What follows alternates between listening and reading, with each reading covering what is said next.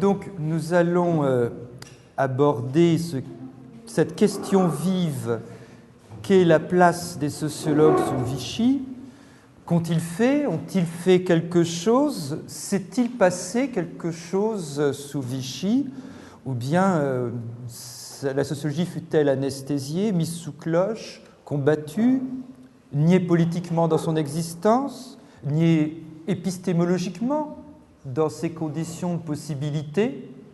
Peut-être que la sociologie ait perdu toute possibilité d'existence scientifique.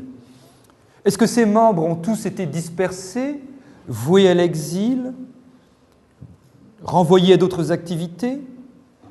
Est-ce que ces institutions, ces chaires, ces journaux, ces centres de recherche et ces bibliothèques ont été dissous?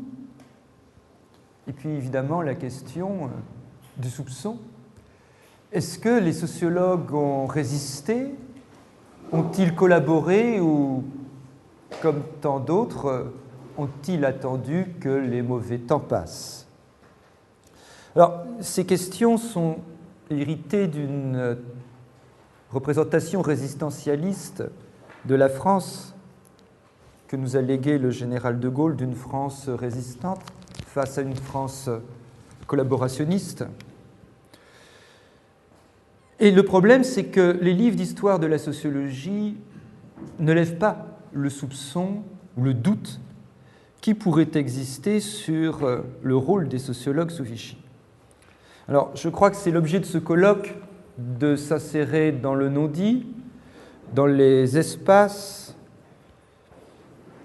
dans les creux du discours, non pas pour dévoiler de grands secrets honteux, mais au contraire pour saisir les contraintes, les cadres, les conditions de possibilité ou d'impossibilité de faire de la sociologie entre 1940 et 1944.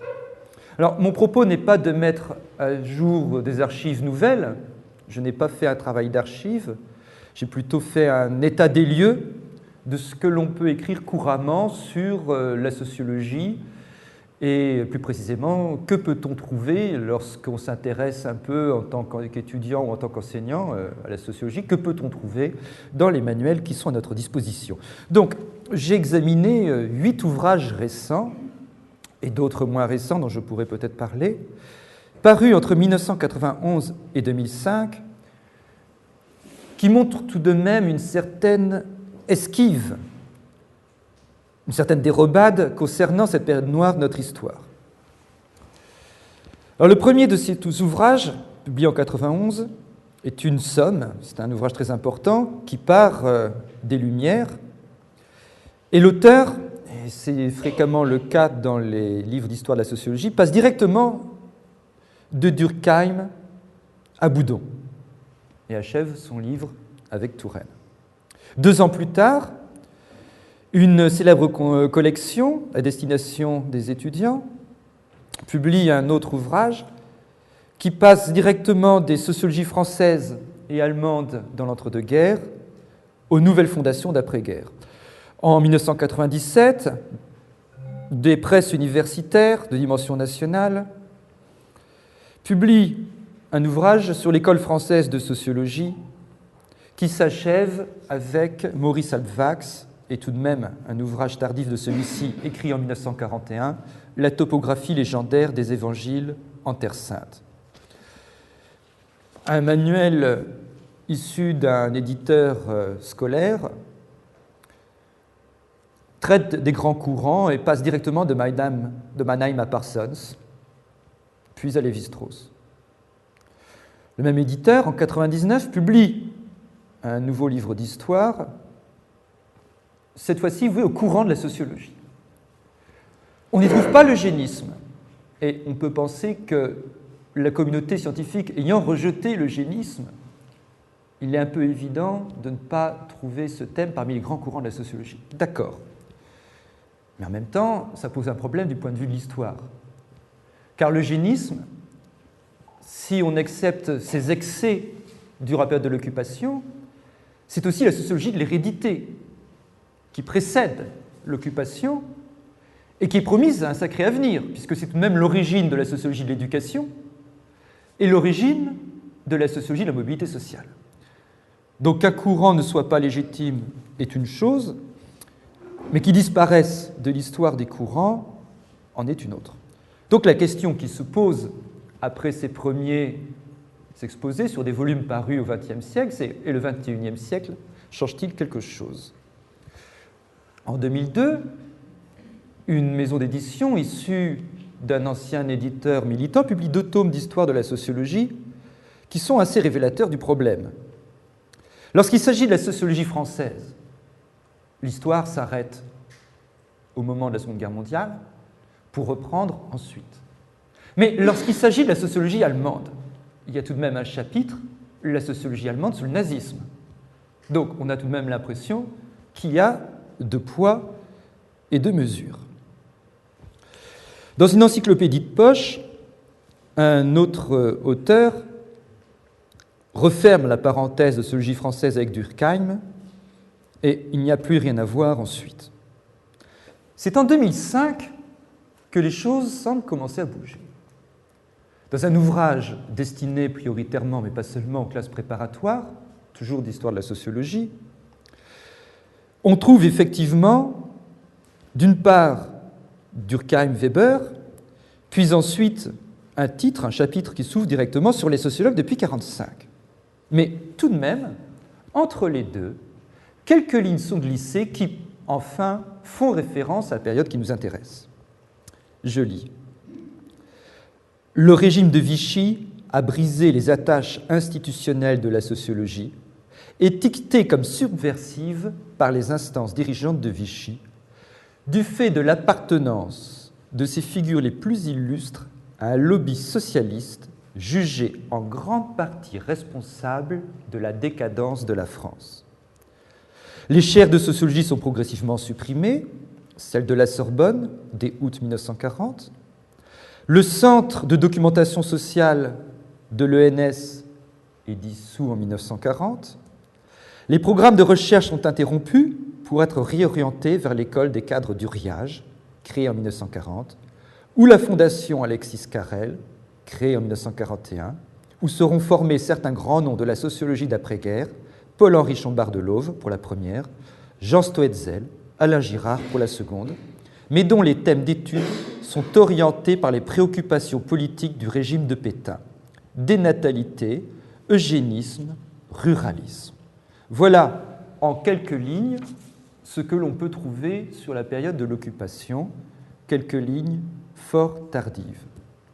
Alors, la question qui se pose à nous, c'est les temps sont-ils enfin venus où l'on peut parler posément de cette période, qu'il s'agisse des personnes ou qu'il s'agisse des courants?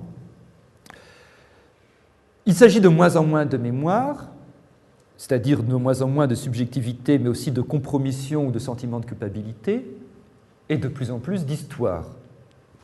Alors, où peut-on trouver quelque chose sur la période? 2 sortes de documents peuvent être consultés. Une première série, ce sont des ouvrages ou des articles historiques qui ne traitent pas de la sociologie en tant que telle ou de la sociologie dans son ensemble, mais seulement d'une institution ou seulement d'un auteur.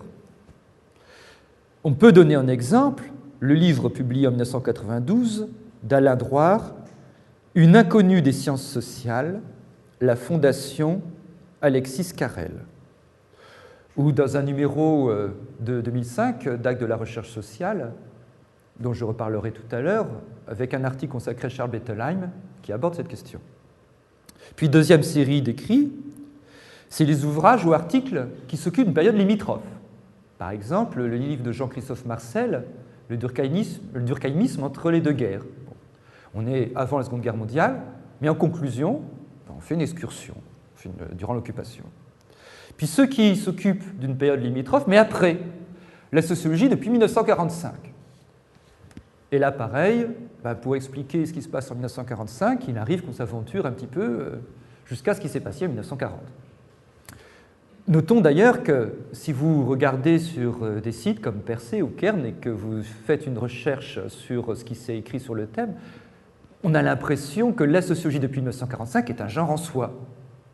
Vous avez énormément d'écrits sur la sociologie depuis 1945, un peu dans toutes les revues de sociologie. Dans le style, nous avons le livre de Francis Farrugia, La reconstruction de la sociologie française, paru en l'an 2000 chez l'Harmattan, puis le numéro de la Revue française de sociologie, paru en 1991. Alors, évidemment, on est troublé par de tels oublis, par de telles omissions. J'ai recherché sur 38 sociologues qui étaient en âge d'exercer en 1940. Alors, en âge d'exercer, j'ai pris à partir de 25 ans. On sait qu'en fait, ils étaient en âge d'exercer un peu plus tôt, puisque généralement, ils s'étaient agrégés à 22 ou 23 ans, en philosophie, naturellement. À cette époque, le doyen est Marcel Mauss. Il a 68 ans. Sur ces 38 sociologues, 3 sont en exil, nous les connaissons tous. Il s'agit de Claude Lévi-Strauss, qui est un anthropologue, de Georges Gurvitch et de Raymond Aron. Alors, est-ce que les activités des autres sociologues, des 35 restants, étaient à ce point infamantes qu'on ne puisse en parler, que cela constitue un trou biographique? Revenons au livre de Jean-Christophe Marcel, lui-même inspiré de Alain Drouhard, qui, page 300 de son livre, dans une note de bas de page, nous donne une information intéressante.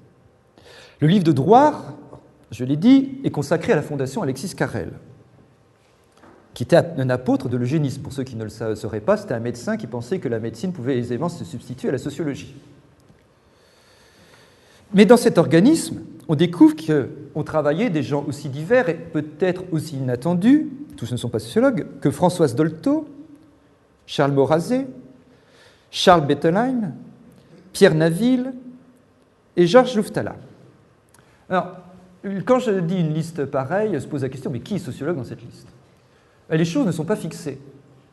Je lisais par exemple un compte-rendu des activités de la sociologie française publié en 1946 par un sociologue qui est généralement connu comme philosophe. Mais les deux sont vrais, parce qu'il était durkheimien avant-guerre. Beaucoup de ceux qui allaient devenir économistes étaient en fait des compagnons de Simian et de Halbwachs dans le cadre de la sociologie économique.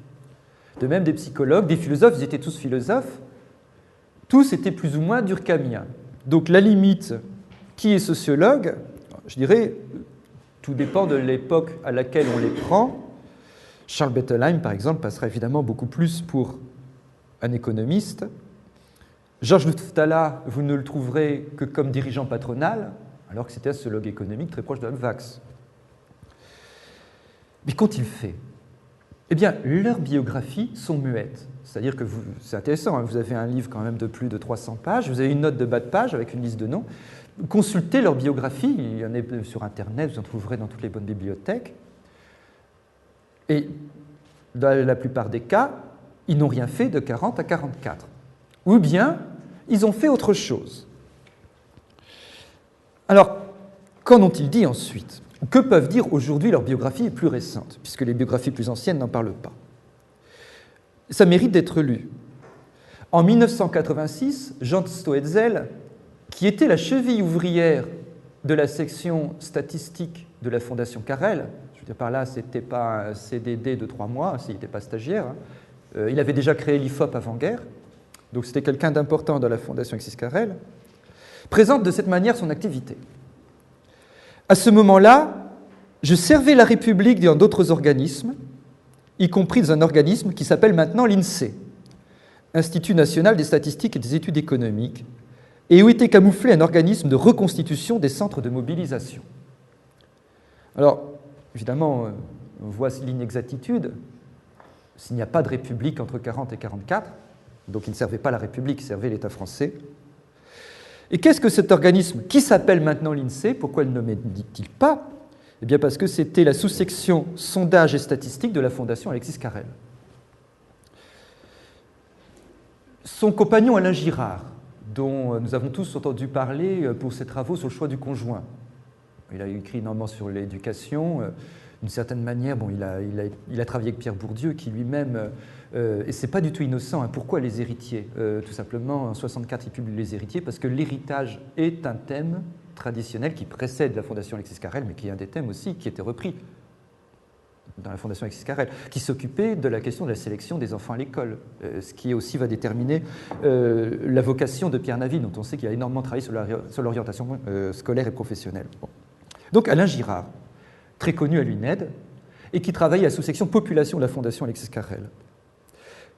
Dans un entretien avec Jean-Christophe Marcel, déjà cité,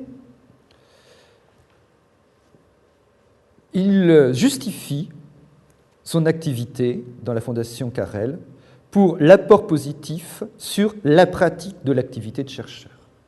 En gros, au moins, un chercheur continue à chercher pendant l'occupation, et au moins, comme ça, il ne se rouille pas, il continue à se perfectionner, au moins il s'entretient.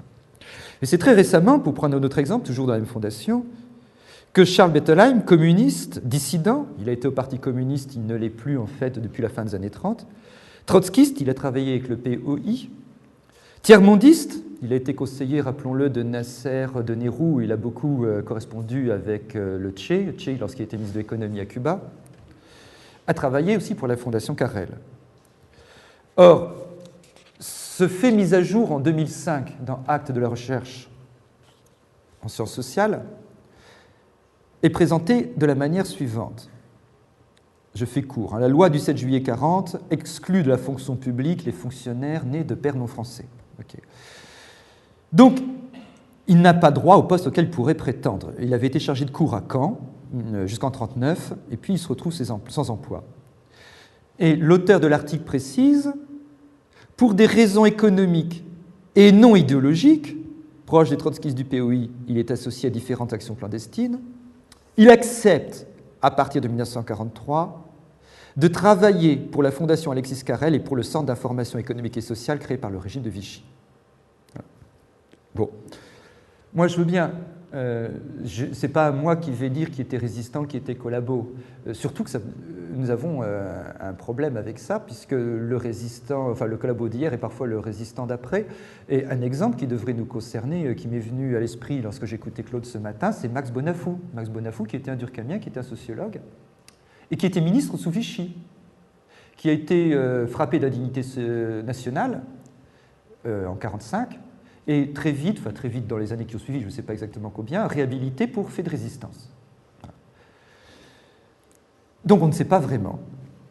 Alors, est-ce que le XXIe siècle semble plus propice à faire toute la lumière sur cette période? Disons que, sur ce qui paraît maintenant, on note encore une tendance à l'euphémisation, une tendance à s'auto-justifier immédiatement. Généralement, la phrase justificatrice annonce le fait lui-même, le travail pour la Fondation Carrel. Et je crois qu'on ne peut que souscrire à cette remarque de Laurent Mucchielli et Jacqueline Pluet-Despatin dans un numéro de la Revue d'histoire des sciences humaines de 1999 à propos du Collège de France. L'histoire du Collège de France sous l'occupation recèle bien des obscurités et reste encore à écrire. Reste à nous, sociologues, et j'en finirai par ceci, à expliquer pourquoi ce processus de mise à jour est si long et peut-être aussi plus compliqué que pour d'autres corps de métier. Je vous remercie.